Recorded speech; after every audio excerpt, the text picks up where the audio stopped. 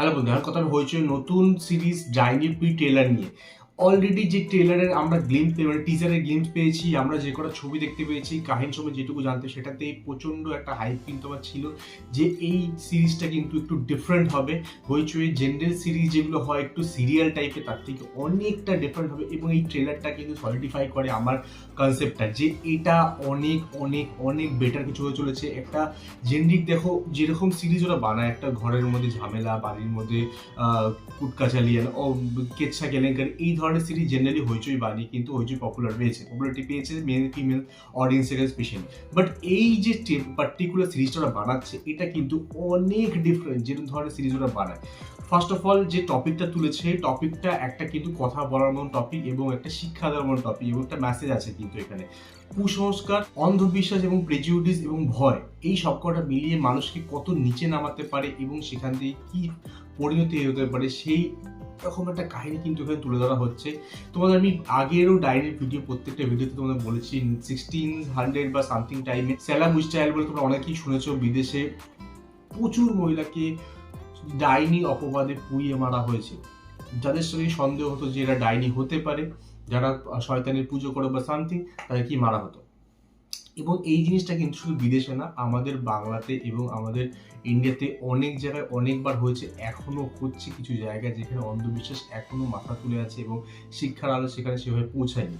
কোনোভাবে যে সন্দেহ হয় যে কোনো মহিলা ডাইনি, কোনো মহিলা কোনো তুকতাক করে বা সামথিং কিছু ডিফারেন্ট মনে হয়, দেখো হাতের পাঁচটার মতো সেম হয় না, সবকটা ডিফারেন্ট, মানুষও যেরকম ডিফারেন্ট হয়। কিছু লোক কাইন্ড অফ সময়ের সঙ্গে মিলিয়ে চলতে জানে, কিছু লোক একটু আইসোলেটেড হয়।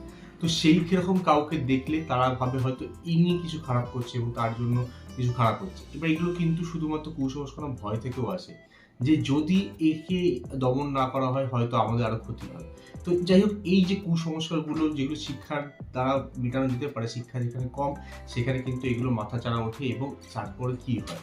এই টিজারটা কিন্তু মানে প্রি ট্রেলারটা কিন্তু আমার খুব ভালো লাগলো। লাইক যে রিয়েলিস্টিক ওয়েতে এরা ছবিটা দেখিয়েছে, ভিজুয়ালটা এত ভালো, এত স্টানিং, এখানে যে লুকসগুলো দিয়েছে, যেই কনসেপ্টগুলোর কথা বলা হচ্ছে, প্রত্যেকটা জিনিস কিন্তু আমার খুব ভালো লাগলো। এখানে কোথাও অ্যামেচার ফিলিংটা আমার এক ফোঁটাও আসলো না।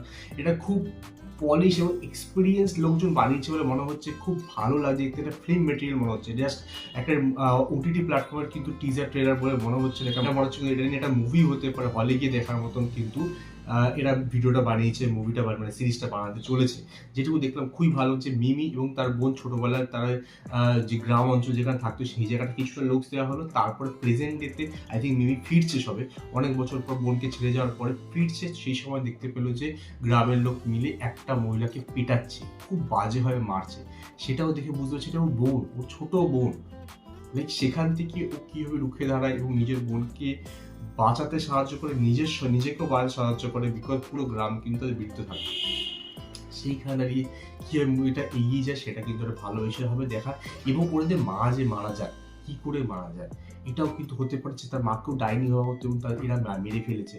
এবং একটা কাহিনী শোনানো হয় যে ছোট বাচ্চারা মাথায় ডাইনি ওয়ার্ডটা আসলো কি করে, বিকজ বলে যারা ভালো হয় মরার পরে তারা পরি হয়, এবং যারা খারাপ হয় তারা মরার পরে দৈত্য দ্বারা কিছু একটা হয়। সেখানে বলছে ডাইনিদের কি হয়।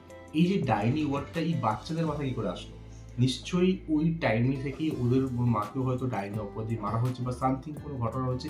তো কাহিনীটা খুব ইন্ট্রিগিং, ভিজুয়ালগুলো খুব ভালো। আমার তো খুব বড় এক্সপেকটেশন রয়েছে এই সিরিজটা থেকে। 14ই মার্চ আসতে চলেছে। এটা প্রি ট্রেলার ছিল, আই থিঙ্ক কয়েকদিনের মধ্যে প্রপার ট্রেলার পাবো, আরও কাহিনীটা ভালো বুঝতে পারবো।